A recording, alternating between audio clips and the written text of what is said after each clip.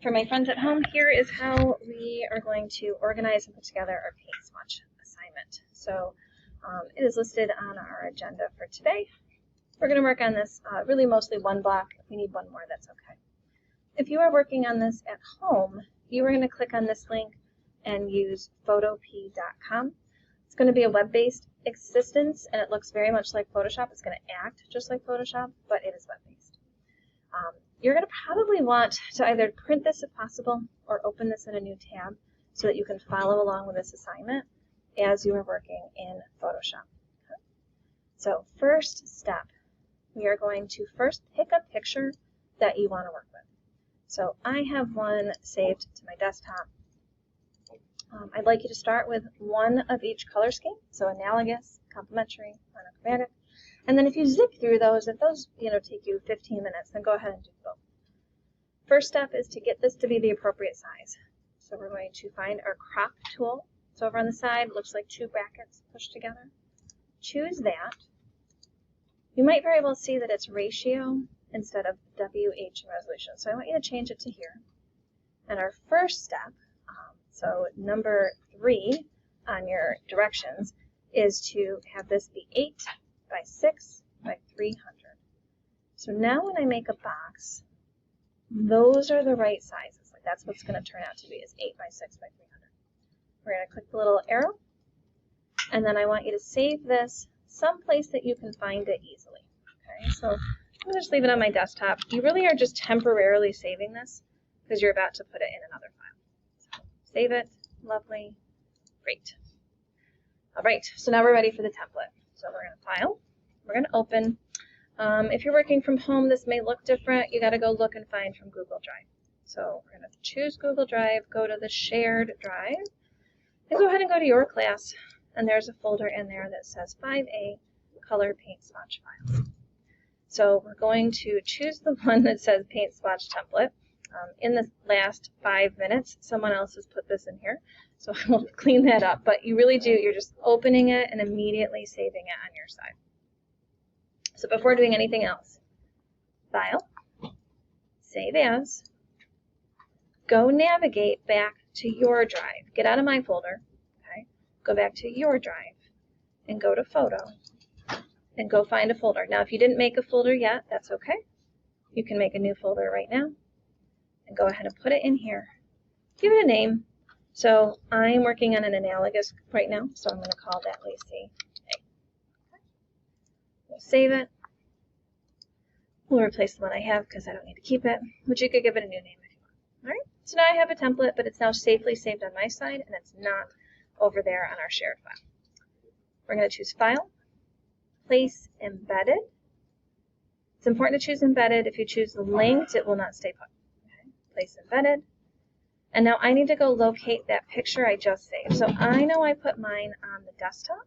So I'm going to click on that one, place it, and if you did it right on the first step, it should be the exact size that you needed for it to come over here.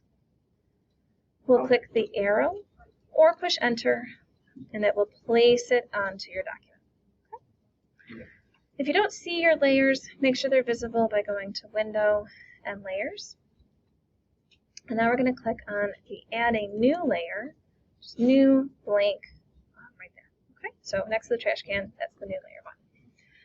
So now I need my selection tool. So it's right over here on the top. If you have a different one up, just make sure you're on the rectangle.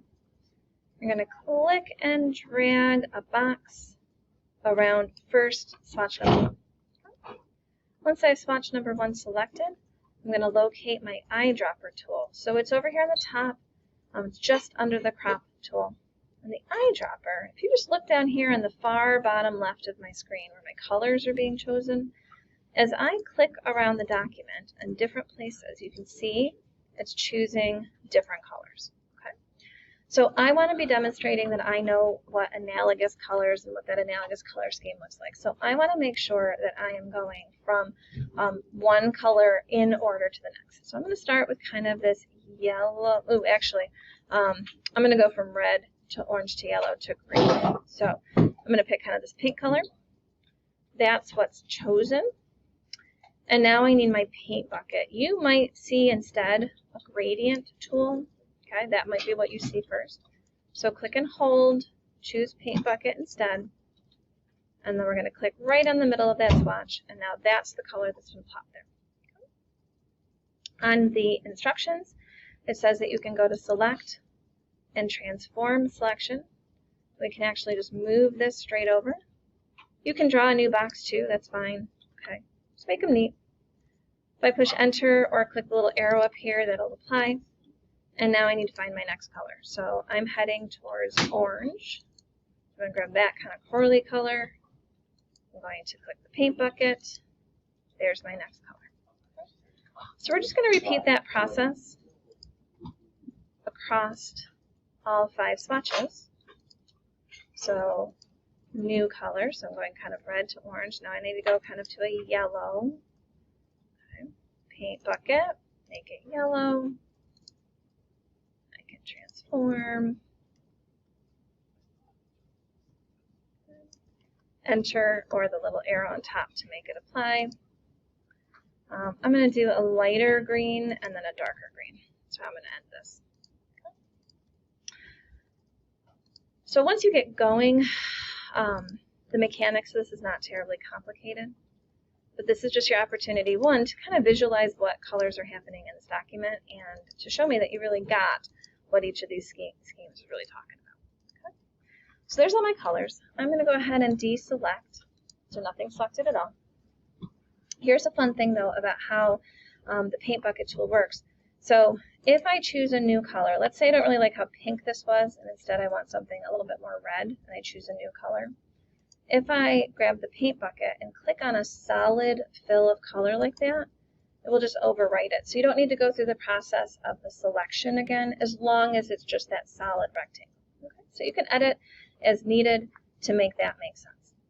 When you are done, I want you to save as, and I do need you, before you turn these into me, I need you to make sure that you've made them back into JPEGs, which is going to flatten it. It's going to get rid of all your layers. Okay. Make it a JPEG, call it whatever it is that we're talking about. You can abbreviate, it's fine, just start with your last name. So I'm doing a paint swatch. Let me ask me your place because I already got one. This is fine, say OK. And that is my first one done. So again, do one of each of your color schemes, so a complementary, an analogous, a monochromatic. And if that is pretty fast for you, go ahead and do 2 of each.